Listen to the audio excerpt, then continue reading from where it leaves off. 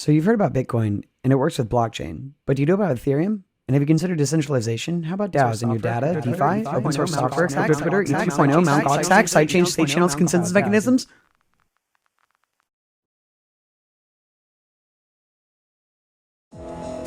Welcome to Square One, a place to deepen your crypto knowledge.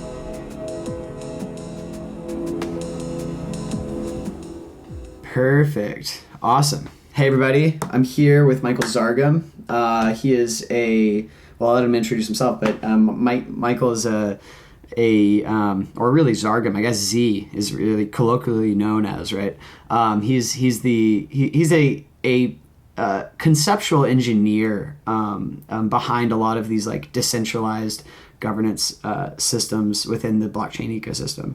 But yeah, Zargham, could you give a little bit of background on yourself? Sure. I am an engineer by training, largely systems and control, worked on cyber physical systems type concepts like higher order combinations of systems. I studied at the University of Pennsylvania with Ali Jedbabai, who's now at MIT. He's the actually head of the civil engineering department. Weird as that is, we'll probably come back to why someone who does large scale data-driven decision-making systems is the head of the civil engineering department. That's interesting. Okay, right. And then just briefly, like, kind of what brought you into Web3? From civil engineering, right? Or civil engineering was So I'm not actually a civil engineer. I'm an electrical and systems engineer, and what I've seen is the merger is these data-driven platforms and systems become increasingly civil infrastructure. The software systems become the platform on which civil society rests. It becomes increasingly unclear the boundaries between those two things. So actually, what got me to Web3 was that from around 2003, 2004, I was working on like game theory, multi-agent systems, coordination, and control. And so it was pretty natural around the time that I learned about blockchain systems to start playing with them, but that wasn't until around 2014. And so I became aware of the technology, started playing around with like the Bitcoin Core stuff and like really just getting the hang of the cryptography and low-level elements. And when I realized how much blockchains had in common with embedded systems and control, so again, like low-level rule-enforcing software systems, firmware even, I got really interested because it is essentially the robotics of economics.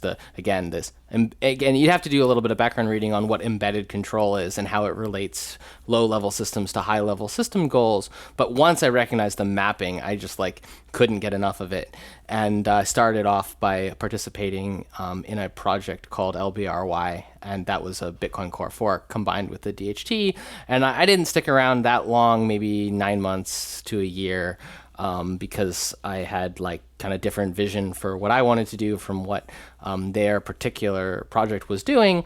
But I kind of followed along, and I am started doing some contract work, and eventually left my job in industry and started working on crypto projects and doing sort of design analysis simulation myself with block science, and got like just increasingly sucked in over the years. And so now Block Science operates as a sort of research engineering firm with a mixture of economics and data science. And honestly, what we do is pretty much the same as what I always did. It's just that now we have cooler tools to do it with. And when I say what I always did, I mean like coordination problems that marry low-level rules with high-level outcomes. And that's always been really tricky, from transportation systems and power grids to now our sort of economic platforms and governance systems.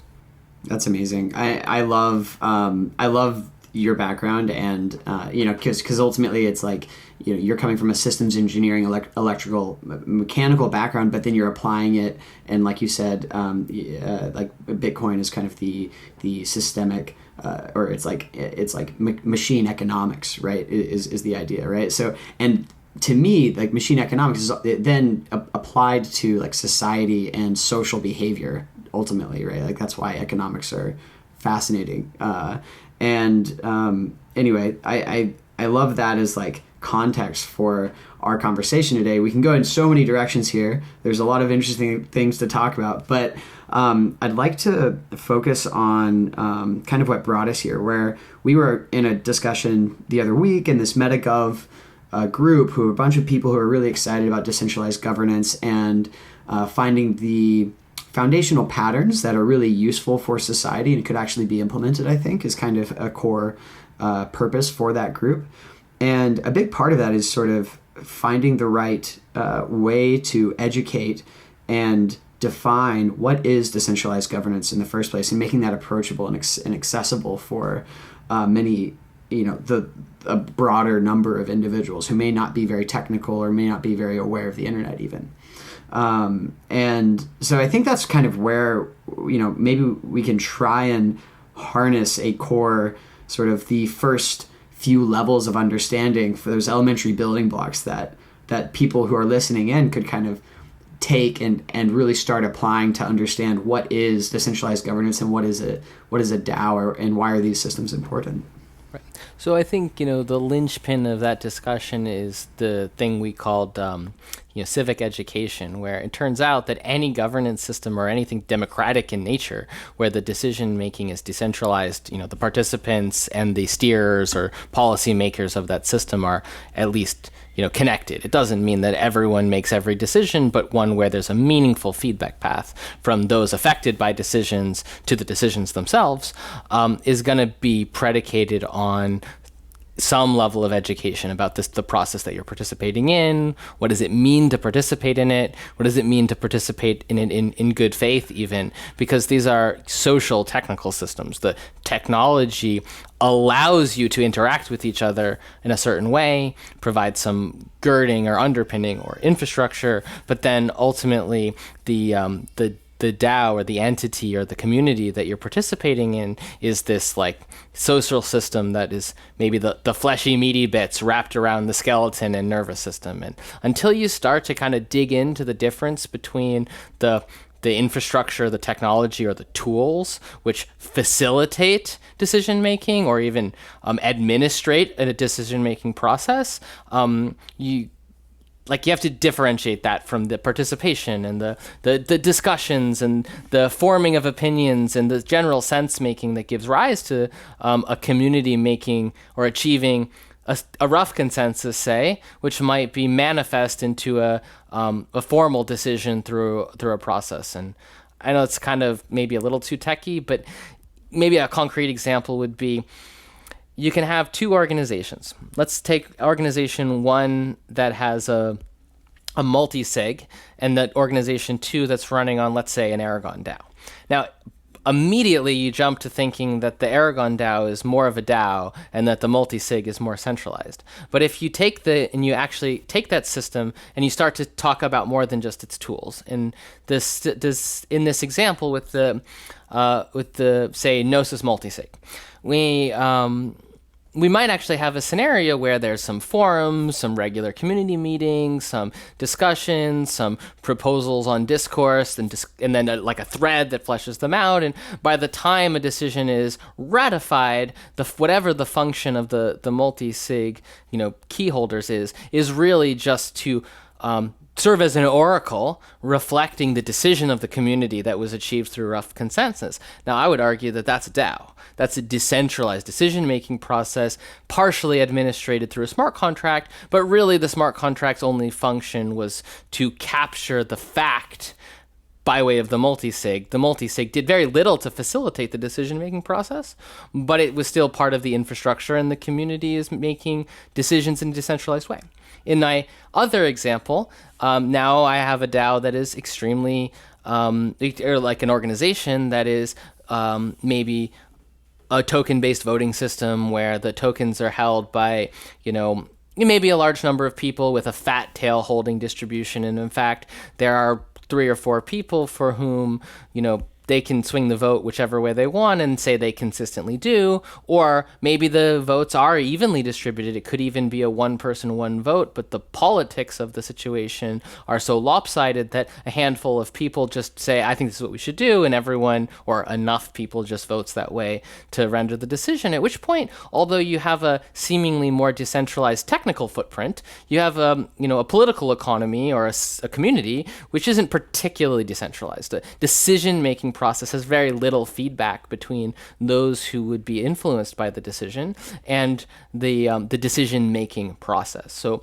the reason why I'm kind of digging into this is it kind of helps elucidate the difference between what presents technically as a DAO, in the sense that we would call it a DAO because it has some smart contract infrastructure facilitating decision making, and that it's at least on some level inclusive of participants, as a very different social systems, like a very different on the ground experience of participation. And by taking those examples, we can move away from this idea that the DAO-ness, as you would say, is associated to the technology choice rather than the experience of participation.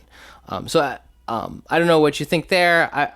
From there, I actually realized that we've introduced the concept DAO, and I want to poke at it a little bit, but maybe we pause first and talk about, you have thoughts on the example. And yeah, I think that's wonderful. Yeah, I think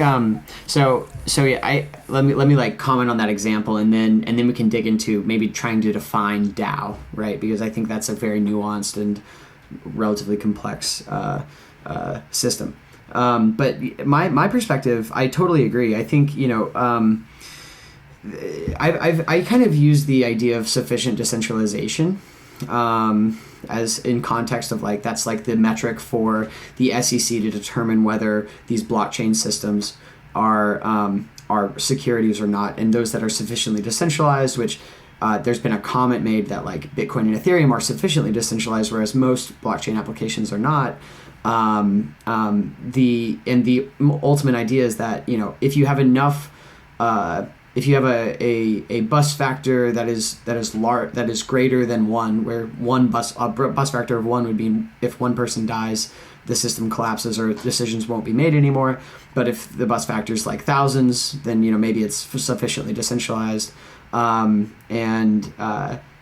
with that context, the way that I think about the scale of DAO systems and the way that decisions are made would be, on one end you have a multi-sig system of actors that are voting. It's maybe not, there's no market around the voting mechanism of trading, it's not token voting, but it's actually participation. Maybe that's a Moloch DAO style. So it's a social, there's social consensus essentially achieved, and then a vote is passed in order to facilitate resource allocation or membership allotment. And then on the other end of the spectrum, you have Bitcoin and Ethereum, and then in the middle is Aragon and DAO Stack and Colony frameworks, kind of, that have different token voting styles that facilitate market participation as well as this sort of social consensus layer. I think your point about the system of communication is extremely pertinent and extremely important on all layers of that too. Because even in some of the token economies that are technically have a more decentralized footprint technically, they may just have a few whales that are making all the decisions, and ultimately it's not truly decentralized. Now really digging into understanding whether a system is going to be fully sufficiently decentralized or is controlled by a few primary actors, that's where a lot of the nuance gets in. And I think ultimately most of these economies and these organizations are too young to even develop a sufficient. So what's really interesting about this though is that we have this really temporally short-sighted view of decentralization in this community that is a little bit sad, because it turns out the concepts of decentralization have been brought up in a political philosophy regime for decades, if not, I mean, longer, truly, but like relevantly, in my opinion, if you look at the work of people like Schumacher, or you read Meadows, this is just like, so Meadows wrote Limits to Growth and is also responsible for a book called Thinking in Systems, which is very valuable. Schumacher wrote Small is Beautiful, and is also just like widely known as like a ecological economist, someone who thought about the systems in a much more organic way. I like, if we look at those bodies of work, you'll find references to decentralization and its importance for things like sustainability, sometimes literal sustainability, but also in any ecological interpretation of an economy, you'll recover the importance of this kind of decentralization. And if you look at something like Ostrom's work, the discussion of polycentrism is really a kind of one level up decentralization. It's a kind of again, it's about breaking apart the decision-making power so that it doesn't reside in a single point. It might be bus factor of 12 instead of bus factor of 1,000, but the importance, the central importance of this sort of demonopolization of decision-making power is far from new. It's just being presented in the context of these technologies, where what's really being brought to bear is the same, like, fundamental, even ontological requirement that if you don't break monopolies, you will always get some sort of exploitation. And I think, from my perspective, the use of decentralization for this community, Web3, is really about the fact that the technologies being brought to bear facilitate decentralization. They make it easier to have a social system which is decentralized, but decentralization is a property of the social system. It's a political concept. It's not a technical concept, or at least we tend to muddy it with its technical concepts, because we also have decentralized systems in engineering. We have distributed systems. We look at models of graph topologies. We look at information dynamics and networks, and we say, this is more decentralized. And it's similar, but it actually borrows from the same core concept, which is that the decision-making authority is spread out, and the difference between distributed and decentralized control, in a distributed control setting, you have an orchestrator of some kind, and in a decentralized control, you have essentially agent-level rules dictating. So like swarm robotics versus something with a centralized orchestrator, like worker nodes type of architecture. And the fact is that the political concept and the technical concept are related, but they're not the same. So when you use the term, you really need to couch it in which one you're using, otherwise you create confusion. And actually, we're going to have the same, almost exact discussion about the word autonomous in a minute. I was literally just about to go there as well, actually. That's really interesting. Because, that is the thing, too, is the technically autonomous versus socially autonomous. That's certainly, technically autonomous, like Bitcoin and Ethereum, technically extremely autonomous, right? You have an incentive system that is literally computer code that's automating rewards for participation in the network, and that's like relatively autonomous in that you don't need another human to kind of touch that code in order for it to continue running into the future, more or less, right? Is that fair? Well, so I think it's like we should start with the words and their origins, and then we can unpack how they apply depending on how you're using it. So Perfect. Autonomous, like if you start from the older, like if you go to Google Ngrams and you look at the word, you'll see it pops up before.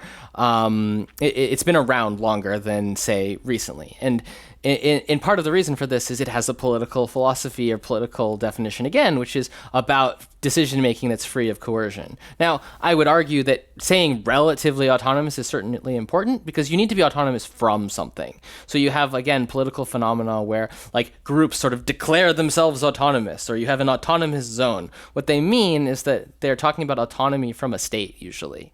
In general, though, autonomy really is about, decision-making on your own, free of the coercion of some other actor.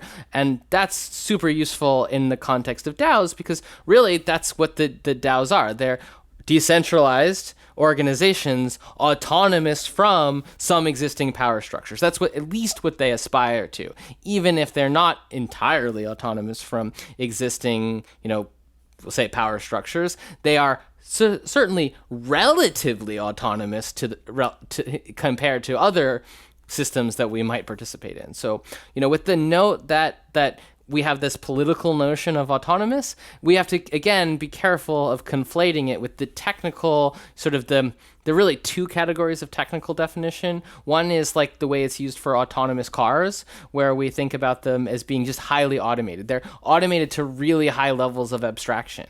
But I would keep in mind that an autonomous car isn't truly fully free to make its own decisions, because it's still making lower level decisions relative to a goal that you set. I don't get in a car and have it take me where it wants. I get in an autonomous car and have it take me where I want. So it's not actually autonomous in the sense of the political philosophy definition. It's actually just highly automated. I think largely the reason why we would use the term autonomous for a car relates back to the mathematical definition of the term, which refers to dynamical systems, or dynamical systems are these mathematical objects that represent how things change over time. So an autonomous dynamical system is one with no external inputs, meaning it's closed form, x dot equals f of x, and you get the trajectory of x. And so there's like an inheritance of this mathematical definition for this thing that is sort of a closed system, if you will. It just does what it does. And so there's like an interesting, I would say, coevolution of the use of the term from its, political philosophy definition via, autonomous from something, or from the autonomous car sort of, the highest form of automation versus the, the autonomous dynamical system. And again, they're all valid definitions of the word. It's just, if you can't unpack it a little bit and be clear, like I'm talking about, when I'm talking about DAOs, I am saying decentralized autonomous organization. Organization is a political form. It's a social system, a collection of humans making a decision together. It may also mean it might have some resources, and it may have any number of other things, but the organization is effectively a political object. The noun, then there are two adjectives. So decentralized autonomous organization. The noun provides the context for the adjectives. The noun is organization, then autonomous is autonomous in the political philosophy sense, autonomous from, free of coercion by this other entity.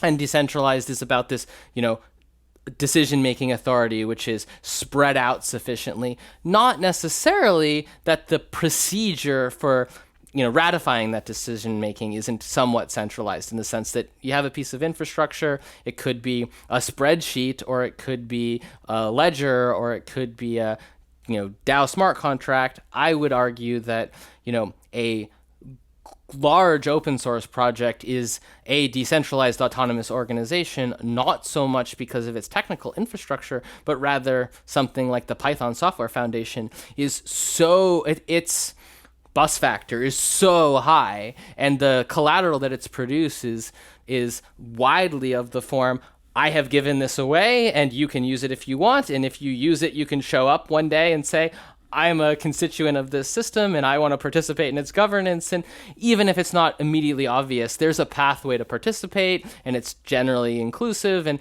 like, if you're looking at it from the more political interpretation of the terms, then the precedence is there, and actually you can start extending it back further in time. And if you read, there's a book called Bowling Alone, which talks about largely in the U.S.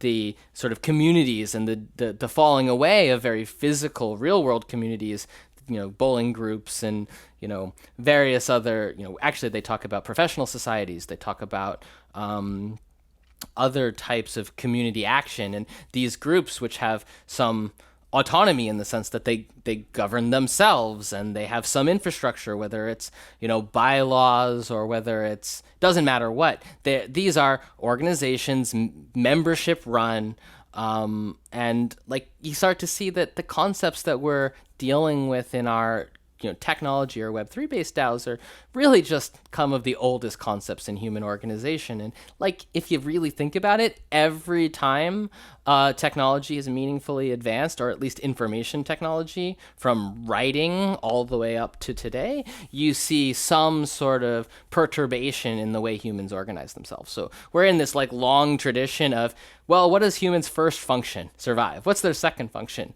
Well, mostly to do shit with you, like to collaborate, to do something. Really survive. But anyway, the idea being that the introduction of a decentralized autonomous organization is effectively yet again the tribe or the cohort or the small group, maybe a larger group. It gets harder the larger you get. You have these things interacting with each other, and it's big and messy, and sometimes joke that like all governance is a dumpster fire, but at least it's a productive one, or like ideally it's a productive fire that's feeding something. Anyway, that was a long ramble, but my emphasis here is really just that, like, whether you like the term DAO or not, the concept of decentralized governance is really just governance. The only reason that we have to talk about decentralized governance is because we have a tendency towards monopolies, and people who have monopolies tend to be extractive. And if you're extractive, you tend to put yourself in a position to hold on to your power. So we have a lot of, we'll call them centralization debt, or our institutions. The world we live in is full of these kinds of monopolies that result in sort of imbalances, and there's people hungering for the opportunity to actually participate in the governance of a community where they're both the consumer of the benefits and the participants in the decision making.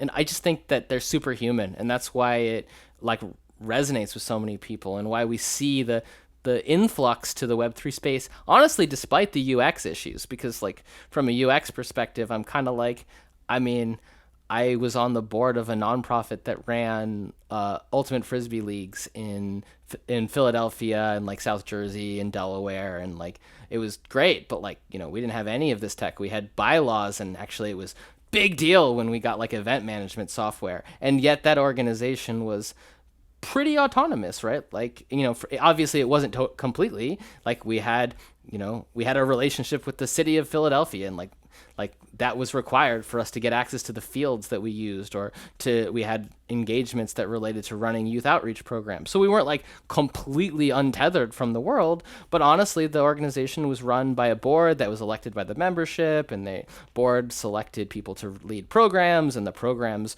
recruited volunteers, and it was just like a big web of human collaboration. And to be honest, my experience in DAOs has looked a whole lot more like that experience than it has looked like my experience in like basically corporate operations management. Sure. I love that. I think that was a fantastic rant, and like a few points to like pull out of it. So in essence, like the core problem that DAOs and in large part like Web3 and decentralized finances are kind of trying to solve is the consequence of capitalism today results in monopolies, more or less, right? And maybe the way that we coordinate, maybe it's not just capitalism, and this also isn't to call good or evil on anything, because I think that's something that is easy for people to get on some sort of righteous horse. Rather, it is a consequence of human behavior today, right? And with monopolistic systems comes corruption potential, and with inevitably, despite best intentions, and so this is kind of like ultimately trying to facilitate community and distributed autonomous ownership of action taken by groups or organizations of people, more or less. That's what like a DAO system is kind of built for. Is that a fair first? Yeah, I think that's assertion of the problem. Fair. I kind of to speak to monopolies, though. There's another piece of more recent literature that's relevant. Is there's a I guess he's technically an economist, Hirschman, who wrote about like this notion of exit, loyalty, and voice. Or I guess I always never get the order of those words right, the name of his book. But the concepts are important, because when you look at something like a Moloch DAO, which like essentially its anchor mechanism was rage quit, it's really just a manifestation of the option to exit. And when we talk about a lot of these systems, what we're really talking about is permissionless entry, the ability to voice through in the governance processes, versus the ability to exit if you feel as though the system is steering away from the direction you want. And that literature, the loyalty is more about kind of just like the system's doing something you don't want and you just like stick with it anyway, right? Like you can voice your opinion and kind of push back and try to steer, or you can leave. And the concepts around DAOs really, I think, build on that, which was a very heterodox idea. It wasn't particularly accepted by economists, is actually, honestly, I think it's a better representation. That's part of how we get away from monopolies. It's if you can exit. And one of the challenges that we run into with infrastructures, which kind of goes back to, in the more civil engineering, or like, roads, bridges, power grids, et cetera, you really can't opt out internet service as well. Like you're kind of stuck with your service provider. You're often quite monopolized. If not by one party, you have a very small set of choices. And the inability to exit is one of the main reasons why there isn't like a proper or complete feedback loop. The same goes for, states as civilization infrastructure. It's really hard to opt out of the nation state that you live in. You can, but the friction's really high. So, you see some people voting with their feet, at least, in the US, moving between states. There's a project called the Free State Project where a bunch of very libertarian leaning folks moved to New Hampshire. I went to Dartmouth undergrad, so I lived in New Hampshire for a while and interacted with some Free State Project people. But in any case, the idea here is that this notion of exit is actually pretty critical to understanding how we avoid monopolies. And as long as you're effectively locked into FANG, for example, you're stuck with the services that they provide for the terms that they set. And opting out is, at one level, borderline opting out of society. And so, like, the argument for exit as one of the most critical, I almost call it democratic primitives, or as a way of avoiding monopolies, is, I think, pretty understated, and that it could be elevated even in the Web3 discourse that, like, yeah, okay, it's permissionless to enter, but more importantly, you have options and you can leave. And I think that's part of what drives the evolution of these systems, because to succeed, you need the human bit, not just the technical bit. Like you can fork the code, but you can't fork a community. I guess you can, but it really splits. I like this analogy of a cell splitting. You fork the code, you split the nucleus, but it's all the same cell until it actually breaks apart. And once it's really separated and there's, minimal, if any, overlap in the rest of the material, it might be that one or the other dies off. And you could argue that something like the Ethereum Classic split, or, some of the early Bitcoin splits look a bit like this kind of mitosis, but with one really growing and the other one maybe shriveling down a bit, and maybe doesn't go away entirely, but just like achieves a new equilibrium. But actually, yeah, I think this notion of separating the code from the social media bits actually makes it a lot easier to understand what forking is and isn't as a sort of governance of last resort. Because there's actually nothing wrong with forking if your community's direction really is splitting. You could end up with two really healthy new organisms, but you also don't necessarily. If it's a minority fork, it might die off, or if it's a contentious fork, it could potentially kill both sides. Yeah, no, I think that's brilliant. And two examples kind of came up for me that I think are relevant. One, actually, on the more politically autonomous and like decentralized side, America forked from the UK. Right, like that was like an original sort of political fork in some ways, right? I'm sure there's many examples like prior to that within Europe and even in like Asia of these sort of political divides and splits. But that's like a sort of like more human leaning concept of what we mean by, ultimately these DAO systems. One of that human aspect, or that political layer of the DAO system, and then underneath that too, like SushiSwap and Uniswap. That was SushiSwap forking and then dropping liquidity or tokens onto the Uniswap user base. Like that was an interesting fork and value creation event that is still playing out to see whether SushiSwap survives versus Uniswap, etc. I think a lot of those things still need, to the timescales, like a lot of future work is going to be done to better understand the dynamics of that. Actually, to kind of give a call out, there's some researchers at RMIT, one in particular, Ellie Rennie, is a digital ethnographer who's been studying some of this stuff, and one of her students, Kelsey, has been working on some writing with me, and honestly, like right now what we're talking about is something that can't be evaluated technically. It's an ethnographic question.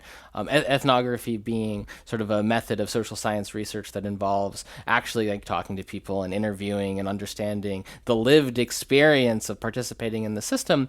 And I actually think this is really, really, like, I can't express enough how important it is that we bring this kind of thinking into our evaluation of these technologies, because technologies themselves, again, they enable these systems, but they need to be, judged by the lived experience of their participants rather than I hate to say the data. I think the data is super important.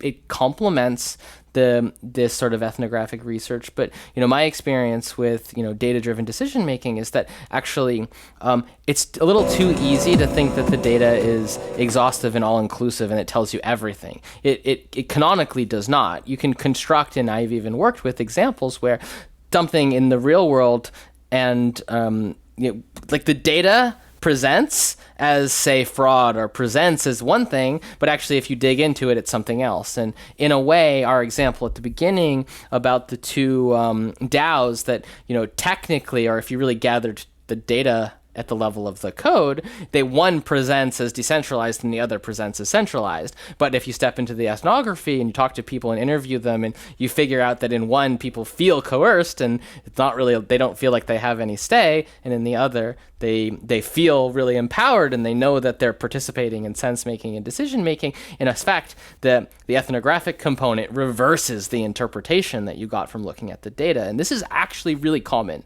It's part of the reason why our current growth-based economics are such a shit show, is because we have constructed a bunch of metrics and then we've basically made policy decisions based on making the number go up. And then, of course, hidden behind the scenes is really shitty lived experiences for lots of people. So in a way, Web3, largely a countercultural movement relative to this highly extractive growth-based economics. But on the other hand, we reinvent that all the time when we talk about number go up. So it's really actually kind of frustrating to see us reinventing some of the problematic concepts. And so my emphasis is really on learning to hold in balance the understanding of social systems and social science with technical science and engineering. And if you're interested in thinking about that more from a technical light, I recommend this book called Engineering a Safer World, which is by an MIT professor by the name of Nancy Levison. And what's interesting is that she's a cyber-physical systems engineer. She's background's aerospace, I think. And she really digs into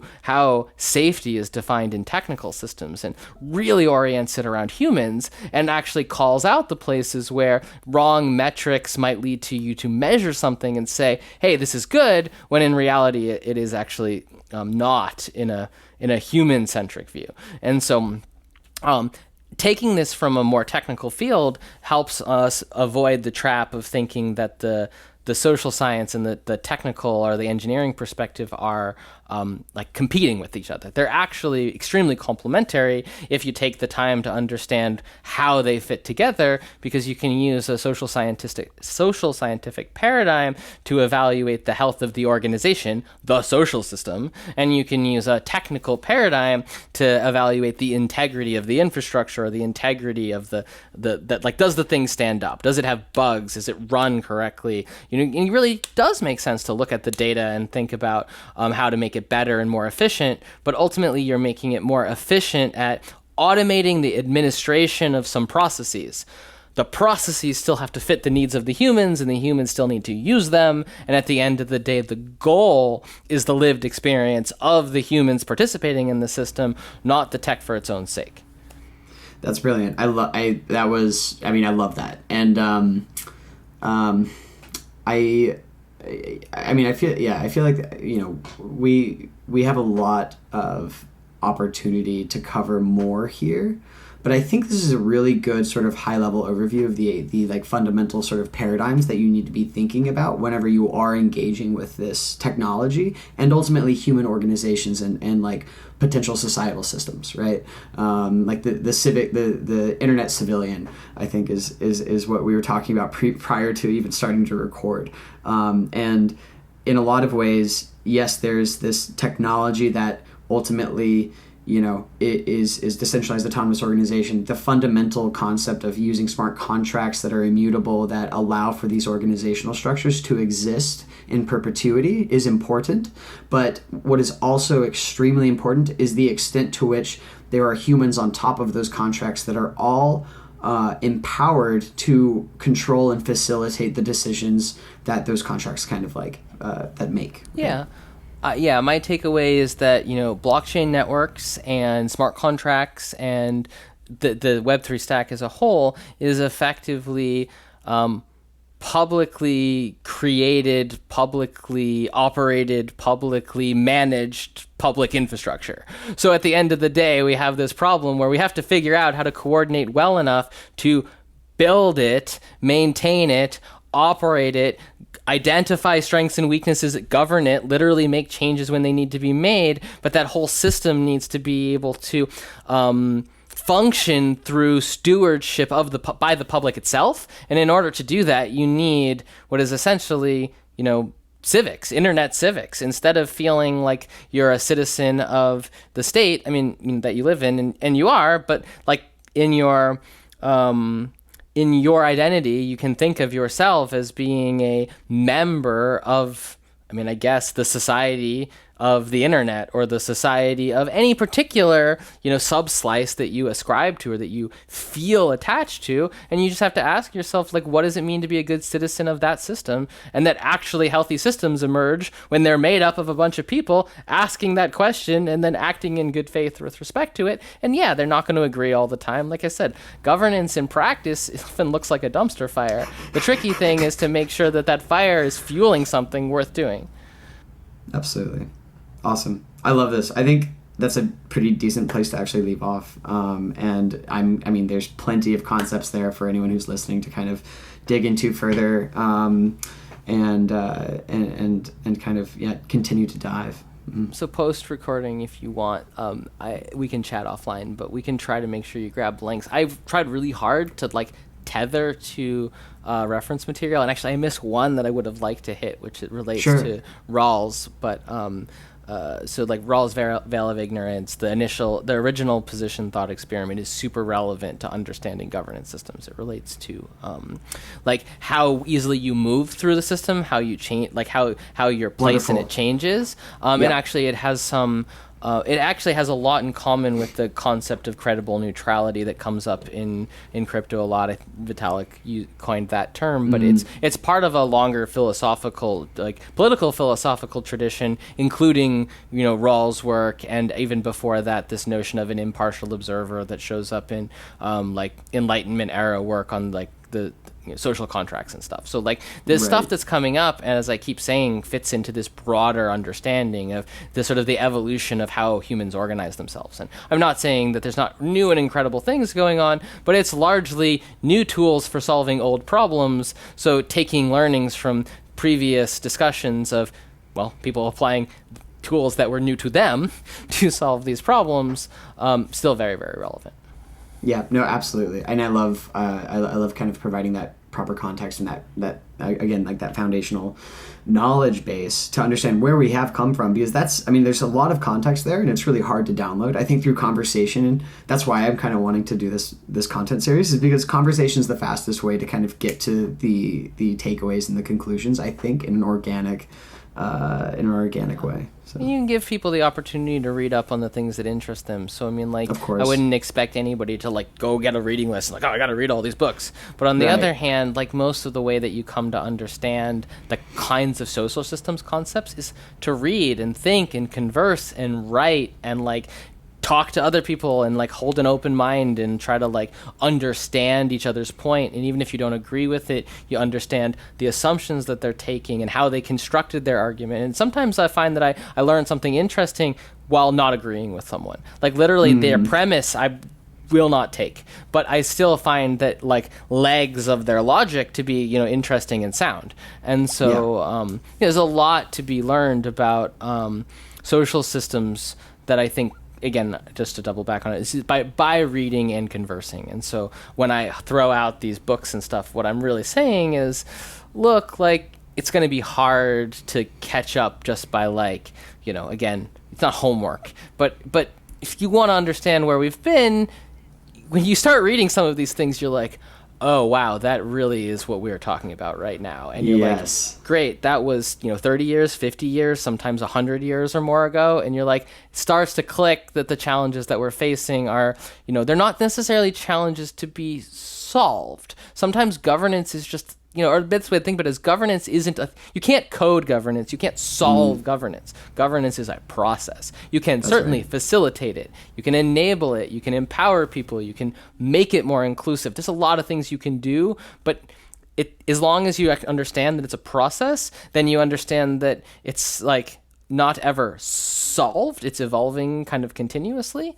And then reconciling that with all of the ways that people have contended with that problem over, again, decades, centuries, even millennia, can have a really positive effect on your outlook on what tech can and can't do to achieve better lived experiences. That makes a ton of sense. And I do have a wiki to support all of these conversations. It's probably more around analyzing the technical concepts that are actually available today, that are actually functioning, because I think that's like the mechanisms there are relatively core to understanding how to build the system from a technical perspective. But then again, like as you're describing, a lot of this is really, it's also the implication of political theory and the development of communities and if you're a designer and your agents. job is to use those tools to build the system, you need to be able to think about it from at minimum two perspectives. One is the perspective of the participant, and the other is this sort of reflexive position of what properties does the system need to persist. And so you at minimum, you have to anthropomorphize the system and ask what will keep it alive, and on the other hand, ask about the stakeholders from the participants. And in fact, the participants may be a wide range of stakeholders, and then you start using mechanisms to manage value flows. And for that stuff, I recommend, honestly, like looking into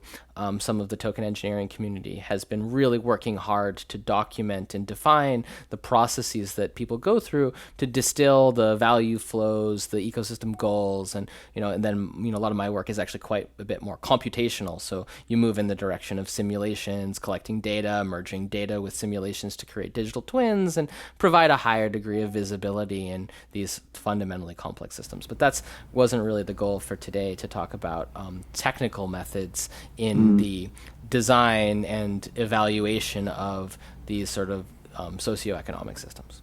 Absolutely. Maybe for another time. I mean, I would love to continue chatting and sharing this kind of knowledge. I think it's really important. Cool. Thanks for having me.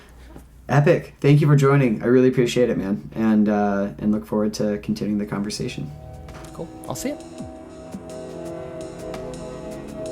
If you want to explore more and deepen your understanding of cryptocurrency concepts and mechanisms available today, please visit our Gitbook or Crypto Encyclopedia. You can find it on our website at square1.tech. Thanks for listening.